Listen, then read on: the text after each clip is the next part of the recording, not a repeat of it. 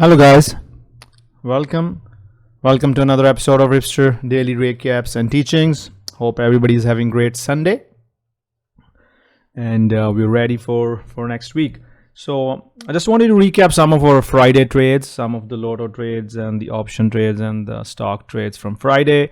Then we would look at some of earnings coming up next week. We'll go through some charts and then we'll analyze SPY, QQQ and the market for next week. And we'll look at next week's calendar and make a plan for next week. Anyways, we'll do all that, recap, market analysis, earnings for next week. Before I do that, just a quick introduction. All these recaps and teachings are from the trades we take in the community or any trade I share on Twitter, on YouTube, or of course in our Tenet community. We follow our fixed setup, fixed system, repeatable system day in, day out. We do not trade anything random. If the system shows up, if the setup shows up, we trade it. If not, we do not trade it. In front of you is the Friday's watch list, which I shared with everyone on Twitter as well.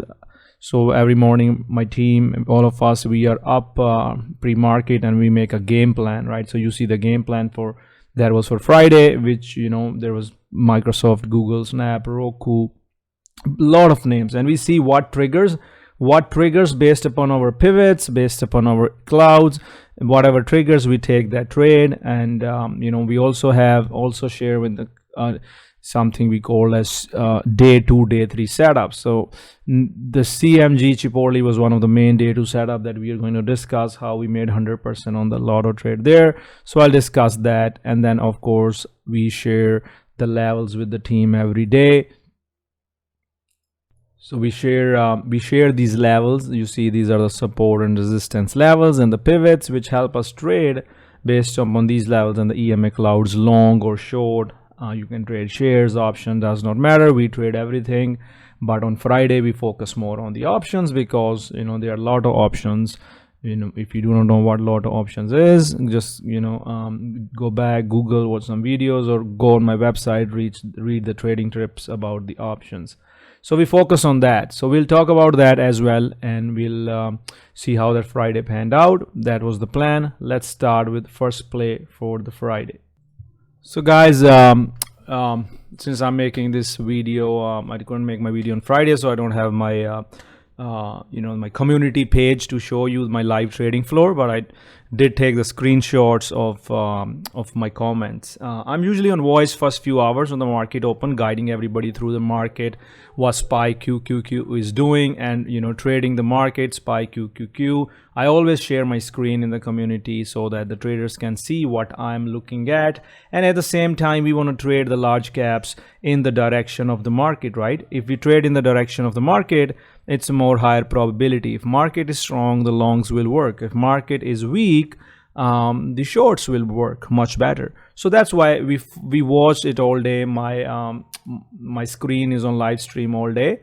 So that's what we look at, and we trade accordingly. So the first one I want to discuss right now, guys, is NVDA. So let's see how we met, how we traded NVDA. First of all, guys, for the options or any option that expires that Friday, it's also is 100% risk. For me, mostly a lot of option usually is 100% risk unless you are pretty confident about the trade. That it's gonna run and we're gonna put our stops and we can take our first profits on the initial run.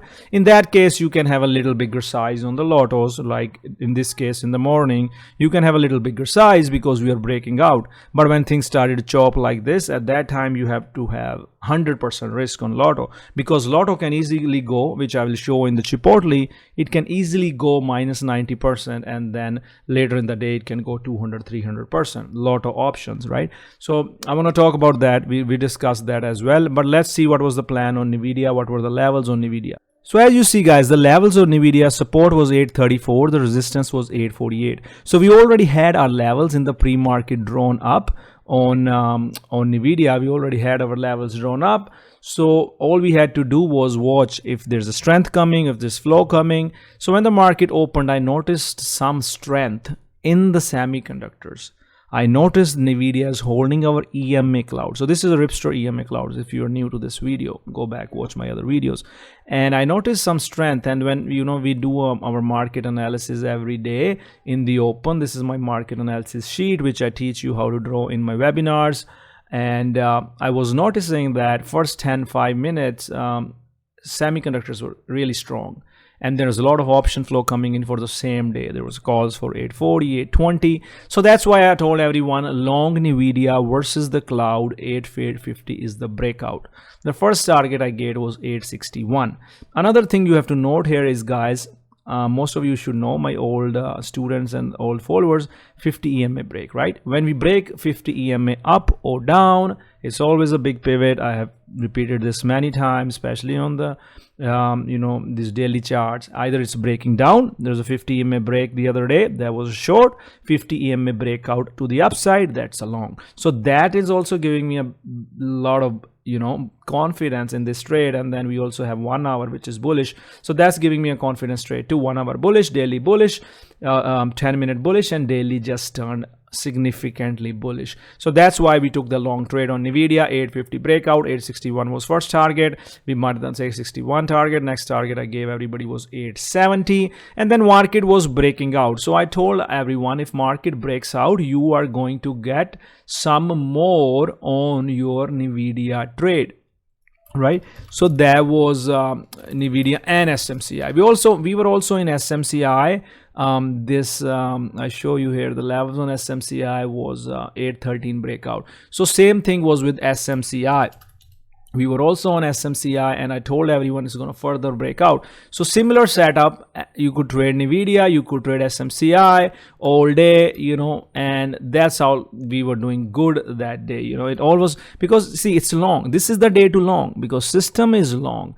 SMCIs will be watched next week for 50 EMA breakout. Today it was not, but that's important to note as well on the daily chart. But you see how the 1 hour turned bullish, 10-minute turn bullish, and this was the setup. This is the day you long, right? The problem is you need to be on top of it. Why were we not trying to long Tesla? Because Tesla was not showing me the same setup as NVIDIA was.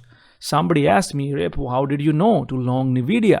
Because look at this setup. Look under the clouds, lower highs, and look at NVIDIA, right? So you can see that how clear the levels on NVIDIA were. Those levels were so clear, and this, when pre-market levels are clear, more the confidence in that trade.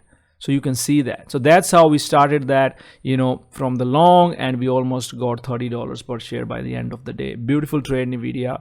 The whole community banked. Proud of this one. So guys, next one we're going to talk about is basically AVGO, and it links back to when I say the semiconductor sector was strong, right? So when semiconductors are strong, you just notice that, right? I was watching NVIDIA AVGO was getting over yesterday's highs. The daily is also over 50 EMAs, so that makes a significant long, and the 1 hour chart is a breaking a flag. So you can see that that's a 1 hour flag breakout on AVGO, and we are breaking out of a significant level on the daily chart. And if you want to see the pre-market planning, the pre-market planning, the AVGO level was 1309, 1315, and we broke all those levels, 1309, 1315, and we were out of those levels and we started to push. That's why I told everyone AVGO is also a Lotto play over our pivots. I told people they can get long on 1350. I was on voice. You can take 1350 Lottos. So you see my 1350 Lottos 100%, and later in the day they went over 200% for me, and then by end of the day they were 300%. So if I invested $1,000 in this trade, I made $2,000 on top of it, right? So if you invested 500, and this is the one of those where you are like 100% risk, right? So that's how if you have a $5,000 account, then your Lotto risk is always defined. Maybe $50, $60, $70 is your Lotto risk, and you try to risk that, and you try to make $200, $300 of that, right? AVGO might be expensive for a $5,000 account, but I'm just giving you example how you play these Lottos, right? You can't just put half your portfolio in the Lottos and they dip 20%, you stop out, you panic, and it's also a risk because they can dip right down, which I will show in the next example of Chipotle, how the Lotos can go from negative to double.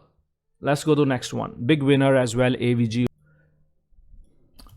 So let's look at the CMG trade, right? Chipotle trade. Chipotle trade is one of my best A1 plus trade. Some noob trader was saying on Twitter, he was saying, okay, that's so you just buy something which is so high, all-time high, buy calls at all-time high. Yeah, that's stupid. So the point is, the noob trader does not understand that it's not like that. It's, I told him that you do not understand how the market works. My old followers have been, they who know my teaching, that this is a setup. That's where it defines an amateur trader who think it's too high, but it's not too high. It's about the setup. It's at all-time high, so it's at all-time high, right? And this setup, I have talked about this setup 100 times, not only today. Since many years I've been teaching this setup. All-time high, consolidation breakout. Every investor is in money. Investors don't just sell because the stock is at all-time high.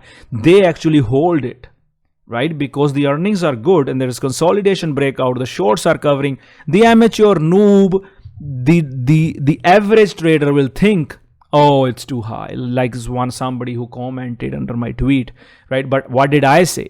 A plus setup, right? Expecting continuation tomorrow. I told this yesterday. That was my confidence. Why would I tweet to have 500,000 people that is expecting continuation tomorrow? Because I have a confidence in my setup, in comparison to an amateur trader who thinks it's too high. A plus setups 3150. I gave everybody 3200 target a day prior.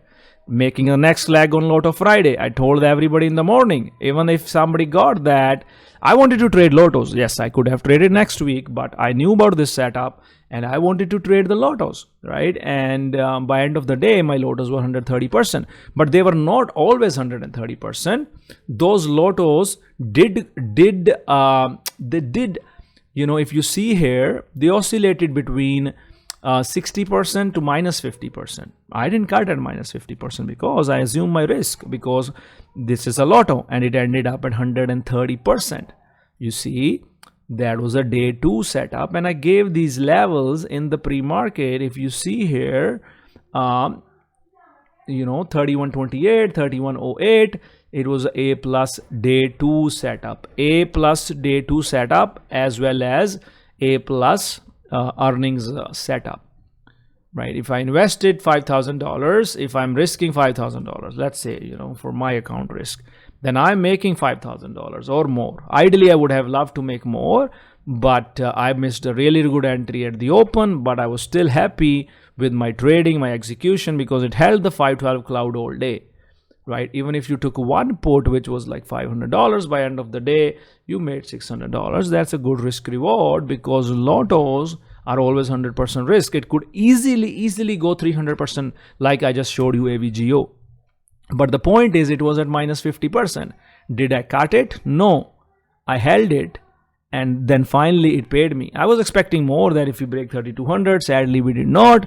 And I took some profit, and when it broke 512, I got everything. And I was still profitable, not crazy profitable, but still profitable. I would either was going to break even or make some profit on it. So that was a great example how to play the Lotos on Chipotle. So next one we're going to discuss is Microsoft. So what was our plan on Microsoft? Let's first go and see what was our plan on Microsoft in our pre-market planning. Our plan on Microsoft was, there was a no long under 412. Right, 412 was support, resistance was 416. Gap fill watch if they, if they don't buy that level. If that breaks, we're looking for a gap fill. So let's see. As soon as the market opened, the level broke down, 4112. You see, it has been bouncing. That's what I teach, the pre-market levels. So looking at the Microsoft. So what was our plan? So our plan was 412, 416.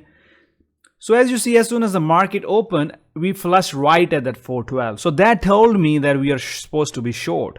we're not supposed to be long because it's under our system. There's no long there.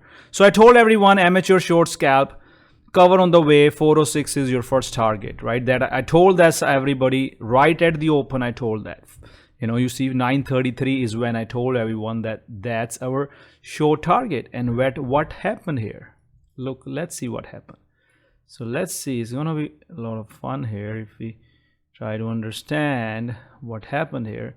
So as you see here, we had there was a 6.61 Fibonacci. That's where it was bouncing. So I'm just using a level from the pre-market to identify those levels. So that was a 408 Fibonacci, and then I also had my 406 level, which was a psychological level, or it was another level, Fibonacci level. But anyways, the point is we bounced from 406, and there was a morning short from 410, 411 to 406. And then you just get out, right? Because it's making higher lows, higher lows, higher lows, or you can re-short again on that 412, and but then it just went to the chop. So there was no trade after that. So morning trade, the short was the only one, and I told everyone close the short if it's curling, but the trade was only in the morning, or maybe the scalps on the rejections. So Google was another one. So Google, for me, frankly, there was no trade in Google because we went to chop. There was a short. Let's go back and see.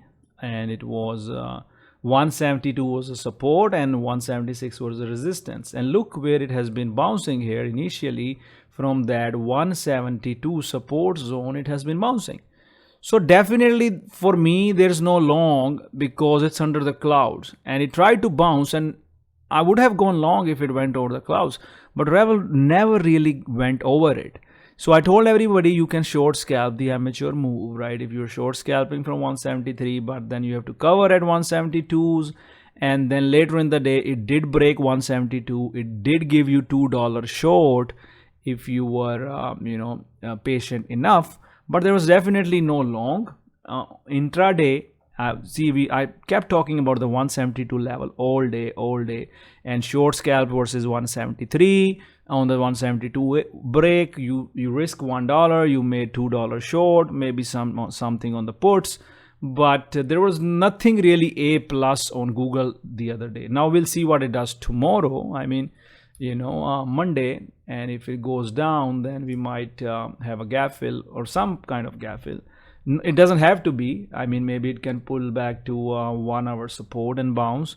We don't know, right? So we can still use our Fibonacci from the closing price to, let's say, the opening price. So we still have some levels there on Fibonacci as well on Google. So we'll see what Google does. And definitely didn't give much, but good point was we didn't lose money doing anything crazy on Google. We were not going long. I was not going long, nor did I tell my community to go long, because we were managing the setup, right?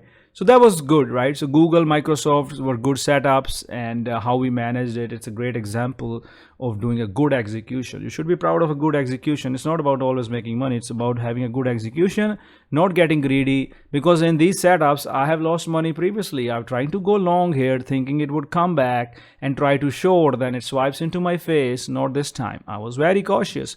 Levels were breaking down. So you see there was a short from 173, 172 to 170, but it was not an A plus. It was kind of a scalp range. You could scalp it, or you could bounce the 172s and do that.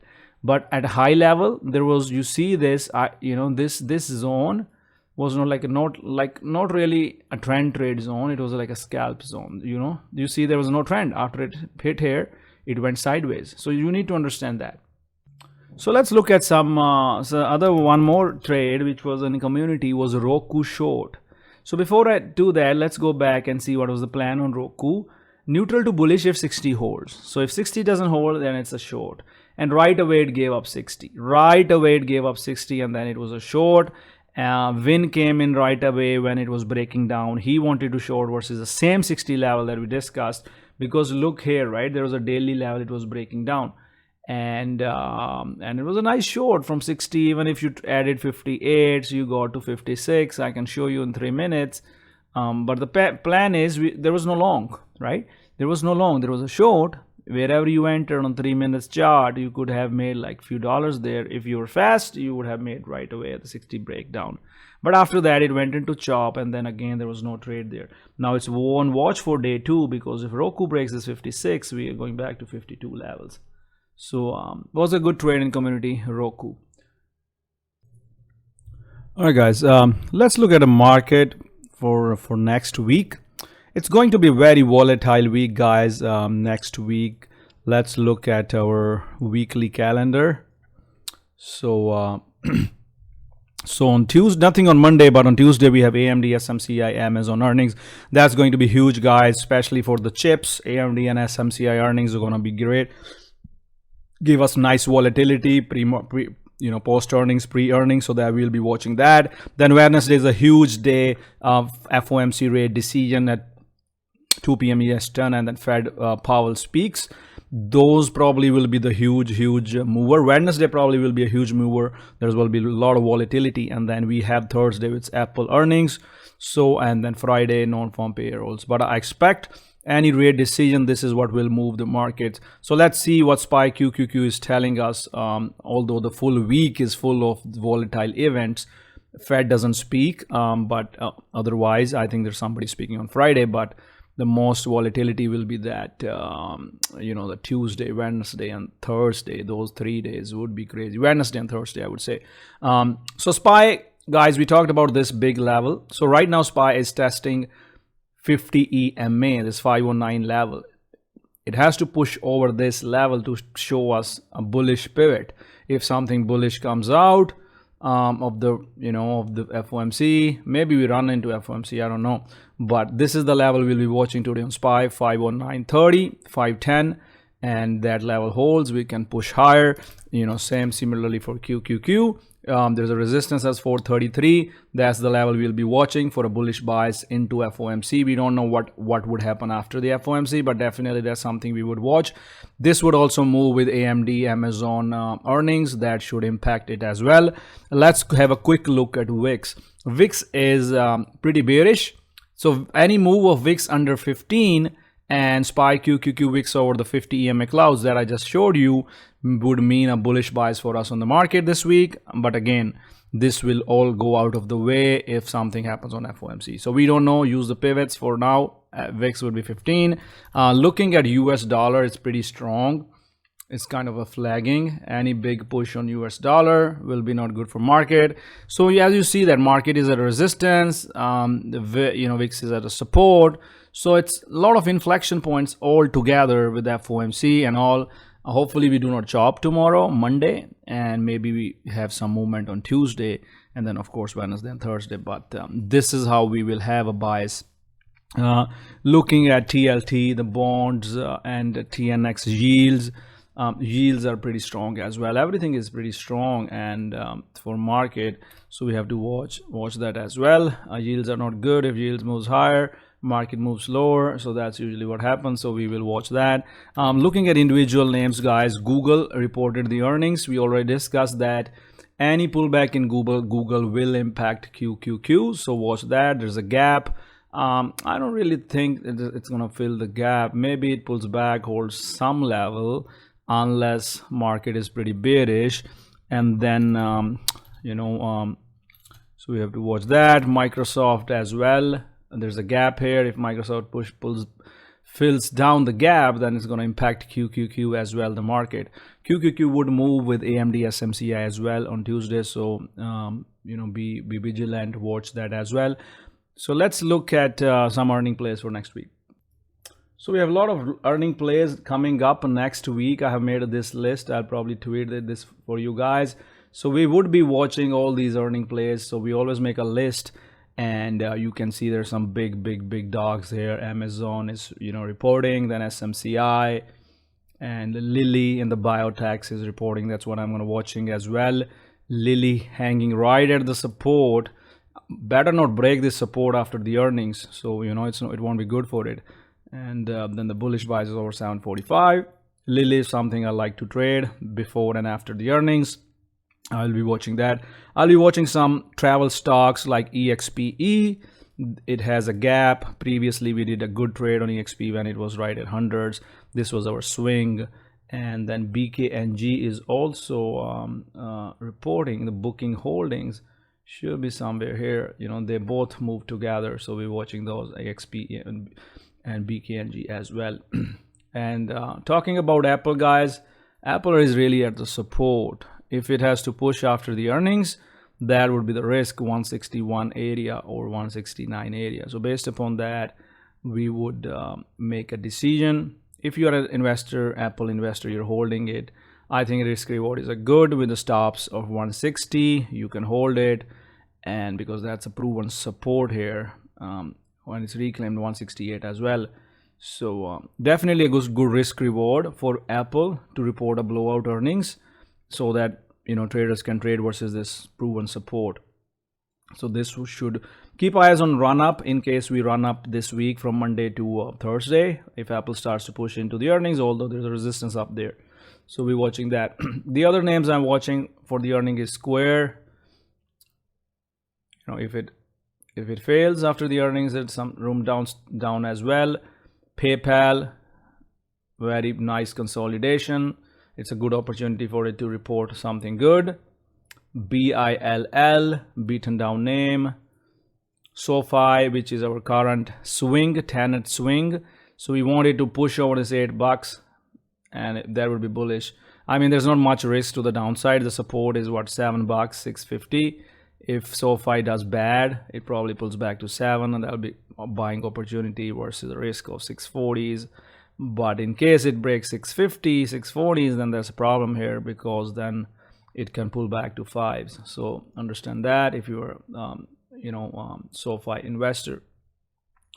Others, of course, I'm watching Coin flagging into earnings. CVNA, crazy high short interest flagging into the earnings. Actually moved last 2 days. CVNA really moved good, you know, because a lot of these mid caps were moving. That's why CVNA got a solid push. So we have to watch the CVNA here in case it starts to squeeze over 94, maybe push to hundreds. But we missed this 2 days of the CVNA run, but that's fine. So we'll watch that. Yeah, solar, another solar reporting, beaten down AMJKS. I'm gonna watch that. AMD, all right, we will trade versus 150. Maybe we push into Tuesday, I don't know. There's only 1 day left. It's make a break for both AMD and SMCI this week. Big earnings, and we don't know what would happen. You know, last earning was crazy. It all depends on the outlook. What's the semiconductor chip outlook, AI outlook. At this point, they really need to show something crazy. We really need to see the quarter-on-quarter growth. Anything under crazy, anything beyond expectations is not going to work. Good is not going to work for SMCI. SMCI fell the other day because they did not do the advanced guidance, and it recovered from that sell-off. That swing trade kind of worked if you took that 700 support bounce, but now it's up to resistance as well. So guys, you see a lot of names this week. I'll tweet this watch list, keep it handy. There's going to be a lot of opportunity. We're going to kill it in the community, and I'll see you guys tomorrow. If you're in the community, I see you tomorrow in the recap on the Twitter, or you see me tomorrow. Take care. Bye-bye.